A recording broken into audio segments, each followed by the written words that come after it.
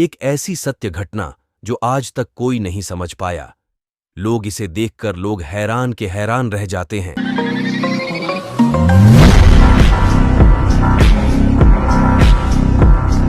वह चमत्कार था या कुछ और ही, इसका निर्णय आप सबको करना होगा। मैंने अपने पूर्व कथनों में ब्रह्मलीन स्वामी श्री लक्षेश्वराश्रम का विवरण दिया है। यह प्रसंग भी उनसे ही जुड़ा हुआ है। एक बार मैं 1 महीने के हरिद्वार प्रवास पर था। प्रतिदिन स्वामी श्री के चरणों में प्रणाम कर हमारा दिन प्रारंभ होता था। उनके कमरे के दरवाजे के पास ही एक जगह फर्श थोड़ा सा दबा हुआ था। अक्सर सब वहां से बचकर निकलते थे। एक दिन स्वामी जी ने कहा कि आज एक औषधि की आवश्यकता है।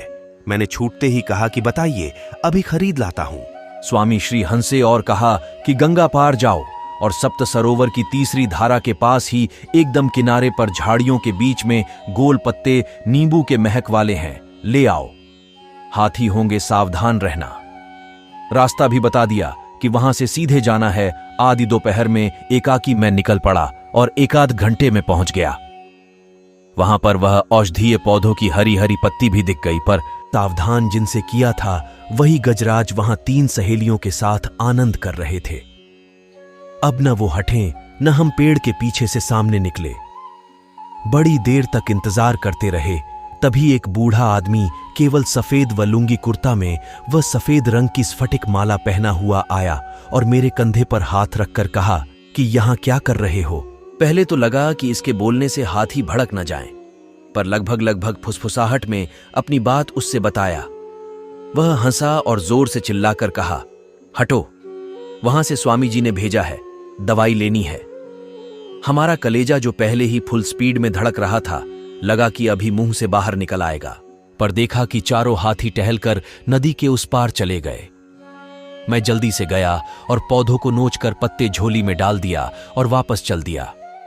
पर उस आदमी को चारों ओर देखा तो वह गायब, दूर दराज तक कोई पेड़ भी नहीं था, पर वह अंतर्ध्यान। मैं स्वामी जी के पास पहुंचा और सब वृत्तांत सुनाया तो उन्होंने कहा कि शिव का गण होगा कोई। मैंने अनमने भाव से हल्के में लेकर वापस अनुष्ठान को भागा और बड़ी डांट पड़ी कि 200 थस पर वापस आने के बजाय 5 बजे आरती के थोड़ा पहले ही पहुंचा था।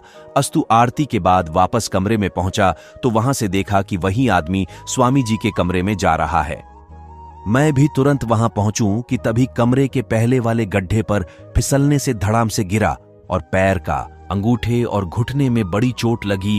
किसी तरह उठा और वहां पहुंचा तो स्वामी जी को अकेला पाया तो स्वामी श्री से पूछा कि क्या कोई आया है।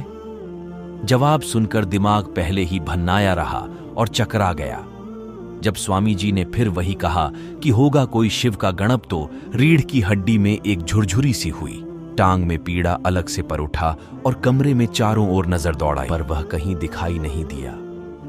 सिर सोचा कि हो सकता है शौचालय में हो, पर वहां भी कोई नहीं मिला। तब बैठकर टांगों का निरीक्षण करने लगा।